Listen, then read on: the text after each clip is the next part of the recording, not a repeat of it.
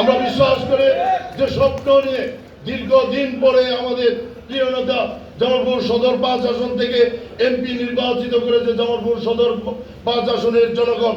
উনি যেভাবে জামালপুর পৌরসভাকে সমৃদ্ধ করেছেন, নিজের জীবনের সমস্ত চাওয়াকে উপেক্ষা করে বিসর্জন দিয়ে আমরা বিশ্বাস করি আগামী দিনে জামালপুর সদরকে উনি উনার সর্বোচ্চ পরিশ্রম দিয়ে জামালপুর সদরকে সমৃদ্ধ করবেন, উন্নত করবেন, এ বিশ্বাস আমরা করি।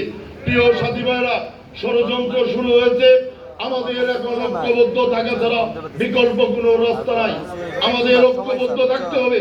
আমরা ঐক্যবদ্ধ থাকতে চাই।